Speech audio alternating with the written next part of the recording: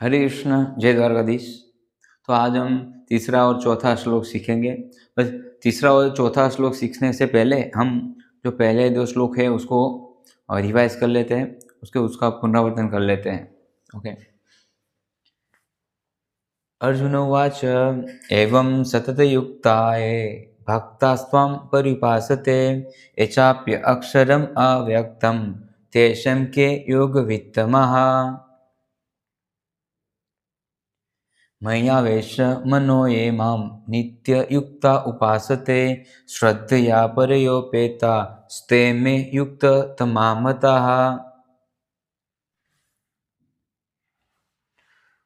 तो जैसे हमें पता है कि यहाँ पे स्टेप दिए गए हैं, एक के बाद एक स्टेप से हम श्लोक को याद रखेंगे। पहले छोटे छोटे जो शब्द है उसको याद कर लेंगे, उससे परिचित हो जाएंगे, बाद में पूरा श्लोक बोलेंगे। ये तू, यहाँ पे त्व है त्व, बट उसको हम व से सेपरेट करेंगे, अलग करेंगे तो ये तू हो जाएगा। ये तू अक्षरम, यहाँ तक इसको अलग करना है। त्वक्षरम है तो त निकल गया है, जो त और व से कनेक्टेड था तो वो निकल गया, तो यहाँ पे अक्षरम आ जाएगा। त्वक्षरम था तो अभी वो आ जाएगा अक्षरम। ये तू अक्षरम, ये तू अक्षरम। ओके। त्वक्षरम निर्देशन व्यक्तम, ये जो लाइन है उसके हम टुकड़े करेंगे छोटे छोटे शब्दों में। तो इस प्रकार से होगा, ये तू अक्षरम अनिर्देशम। ओके, यहां से हाफ श्लोक होगा। ओके। म है, मैंने आपको बताया जो म है उसके साथ अ होता है, तो म में से अ जो निकला है वो व्यक्तम उसके साथ ज्वाइन कर देना है, तो अव्यक्तम हो जाएगा। अव्यक्तम, अव्यक्तम पर्युपासते, जैसा है वैसा का वैसा ही। अव्यक्तम पर्युपासते, अव्यक्तम पर्युपासते। ओके। सर्वत्र गम चिंत्यम, सर्वत्र गम चिंत्यम च, सर्वत्र गम चिंत्यम च, तो उसके जो शब्द है वो हम सेपरेट करेंगे। सर्वत्र, सर्वत्र गम गम अचिंत्यम च, अचिंत्यम च, अचिंत्यम च, तो ऐसे जो शब्द है उसके पाठ कर देने हैं छोटे छोटे। सर्वत्र गम अचिंत्यम च, सर्वत्र गम अचिंत्यम च। ओके। कूटस्थम चल। ओके, तो उसको भी छोटे छोटे टुकड़े कर देने हैं। कूटस्थम, कूटस्थम, कूटस्थम अचलम ध्रुवम, अचलम ध्रुवम। जो म है उसके साथ अ है, जैसे मैंने आपको बताया। म यहाँ तक सेपरेट हो जाएगा, दूर हो जाएगा, और चलम है उसके साथ अ आ जाएगा, इसलिए यहाँ पे अचलम है। तो इस प्रकार से जो संधि के शब्द है उसको हमें सेपरेट करना है, उसको अलग करना है और बाद में बोलना है, तो आसानी रहेगी। कुटस्थम अचलम ध्रुवम, कुटस्थम अचलम ध्रुवम। ओके, तो इस प्रकार से अलग अलग शब्द से परिचित हो जाए, बाद में एक एक लाइन बोलेंगे। एतु अक्षरम अनिर्देशम, एतु अक्षरम अनिर्देशम अव्यक्तम पर्युपासते, अव्यक्तम पर्युपासते सर्वत्र गम अचिंत्यम च, सर्वत्र गम अचिंत्यम च कुटस्थम अचलम ध्रुवम, कुटस्थम अचलम ध्रुवम। और बाद में दो लाइन कंबाइन कर देंगे। एतु अक्षरम अनिर्देशम अव्यक्तम पर्युपासते, एतु अक्षरम अनिर्देशम अव्यक्तम पर्युपासते सर्वत्र गम अचिंत्यम च कुटस्थम अचलम ध्रुवम, सर्वत्र गम अचिंत्यम च कुटस्थम अचलम ध्रुवम। तो अभी साथ में पूरा श्लोक बोलेंगे। ये तु अक्षरम अनिर्देशम अव्यक्तम पर्युपासते सर्वत्र गम अचिंत्यम च कुटस्थम अचलम ध्रुवम। तो इस प्रकार से शांति से पूरा श्लोक बोलना है और एक एक शब्द को याद रखना है। चलो देखते हैं कि ये कहना क्या चाहता है श्लोक। लेकिन जो लोग अपनी इंद्रियों को वश में करके तथा सर्वों के प्रति संभाव रखकर परम सत्य की निराकार कल्पना के अंतर्गत उस अव्यक्त की पूरी तरह से पूजा करते हैं। ओके, तो एक्चुअली 3 और 4 श्लोक दोनों कंबाइन है, बट हम सेपरेट से देखते हैं। ओके, क्या बोला यहाँ पे? जो लोग मतलब जो निराकार ब्रह्म की उपासना करते हैं, निराकार निर्विशेष ब्रह्म है उसकी उपासना करते हैं, वो क्या करते हैं? इंद्रियों को वश में करते हैं। हमारी जो इंद्रिया है, जो देखना है, सुनना है, टेस्ट करना है, बोलना है, ओके, स्पर्श करना है, जो 5 इंद्रिया है उसको कंट्रोल करते हैं। ओके, और वश में करते हैं तथा सर्वों के प्रति संभाव रखते हैं।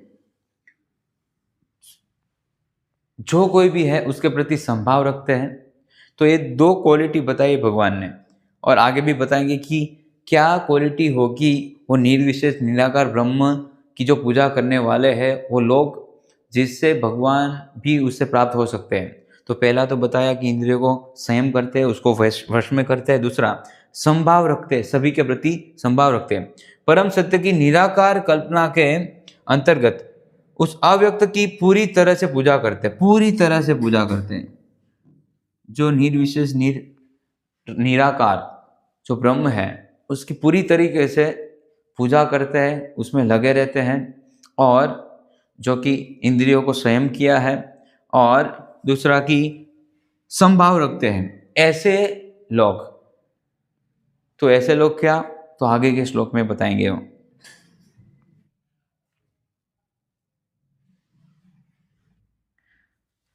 तो आगे क्या कहना चाहते हैं, हम ट्रांसलेशन लेंगे उसका मीनिंग, बट उसके पहले हम 4th श्लोक को याद करेंगे और बाद में उसको समझाएंगे, तो अच्छी तरीके से समझ में आएगा। संनियम्य इंद्रिय ग्रामम। ओके, संनियम, ये पूरा का पूरा कंबाइन है। संनियम इंद्रियम ग्रामम। ओके, तो उसको अलग कर देंगे। संनियम्य इंद्रियम ग्रामम, संनियम्य इंद्रियम ग्रामम, सर्वत्र समबद्धयः, सर्वत्र सर्वत्र समबद्धयः, बद्धयः। ओके, तो ऐसे टुकड़े कर देने।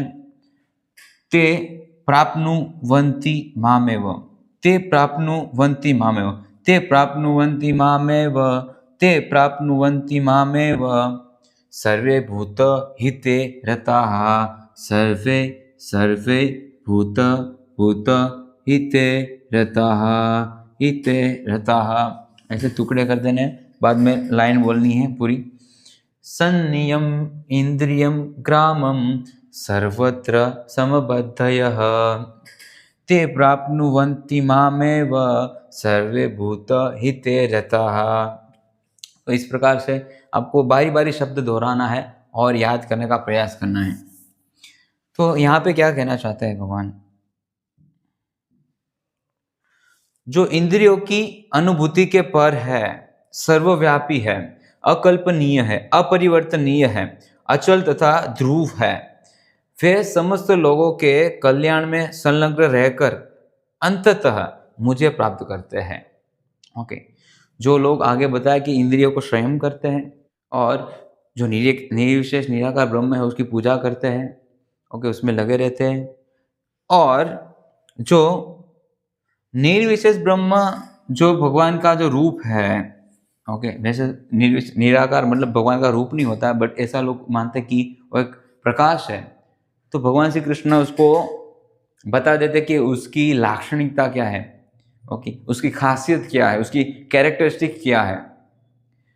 तो वहाँ पे साकार रूप में हमें देखा कि भगवान की आंखें हैं, भगवान का सिर है, भगवान के हाथ है, भगवान लीलाएं करते हैं, गायें चराते हैं। बट ये निर्विशेष निराकार ब्रह्म है, उसकी लाक्षणिकता क्या है, उसकी कैरेक्टरिस्टिक क्या है, तो यहाँ पे बताते हैं। इंद्रियों की अनुभूति के पर है वो, हमारी ये जो सेंसिस है, इंद्रिय है, उसकी अनुभूति से पर है। इस इंद्रियों से हम वो निर्विशेष निराकार ब्रह्म है उसकी अनुभूति कर सकते नहीं हैं। दूसरा, सर्वव्यापी भी, अत्र तत्र सर्वत्र, सभी जगह पे है वो, अकल्पनीय, जिसकी कल्पना नहीं की जा सकती है, अपरिवर्तनीय, जिसमें परिवर्तन नहीं रहता है, अचलम तथा ध्रुवम, स्टेडी है, स्थिर है। ये लाक्षणिकता है भगवान के वो निर्विशेष निराकार ब्रह्म के जो स्वरूप है उसकी। ओके, ये जस्ट इमेजिन है, ऐसा नहीं कि भगवान का निराकार स्वरूप ऐसा ही है, क्योंकि हम कल्पना नहीं कर सकते इसलिए ऐसा कुछ बनाया है, बट एक्चुअली उसकी कोई कल्पना ही नहीं कर सकता। इसलिए जो ऐसे लोग हैं वो सिर्फ एक लाइट को या तो फिर एक ब्लैंक जो काला धब्बा है उसको पूछते हैं, बट यहाँ उसकी जो सही कैरेक्टरिस्टिक है वो यहाँ पे भगवान ने दी है, क्योंकि भगवान का ही एक एनर्जी है, भगवान की एनर्जी है, तो भगवान को सबसे अच्छी तरीके से पता है कि वो कैसी होगी। तो भगवान यहाँ पे बता रहे हैं, इंद्रियों की अनुभूति से पर, सर्वव्यापी है, अकल्पनीय है, अपरिवर्तनीय, अचलम तथा ध्रुवम है। ओके, ऐसा जो रूप है उसको वो पूजते हैं, जो लोग पूजते हैं। और वो लोग कैसे हो गए? जिसने अपनी इंद्रियों को संयम किया है, जो आगे हमने श्लोक में बताया। ओके, जो निर्विशेष निराकार ब्रह्म की पूजा कर रहे होते हैं। और क्या वो लोग क्या करते हैं? समस्त लोगों के कल्याण में संलग्न रहकर सभी लोगों के कल्याण में वो लग जाते हैं। अगर ये सारी कैरेक्टरिस्टिक, ये सारी लाक्षणिकता उसमें है और सभी लोगों के कल्याण अर्थ वो लग जाते हैं, तो वो अंततः लास्ट में, अंत में क्या करेंगे? मुझे प्राप्त करेंगे, भगवान को प्राप्त करेंगे। मतलब भगवान की निर्विशेष निराकार ब्रह्म है उसको प्राप्त करेंगे। ओके, ऐसा नहीं कि साकार रूप को प्राप्त करेंगे, नहीं, क्योंकि वो निर्विशेष निराकार ब्रह्म है, उसकी पूजा, उसकी उपासना कर रहे तो उसे प्राप्त करेंगे। तो इस प्रकार से हम थर्ड और श्लोक आप बारी बारी दोहराए, याद रखें। श्रीमद् भगवद गीता की जय। हरे कृष्ण, जय द्वारकाधीश।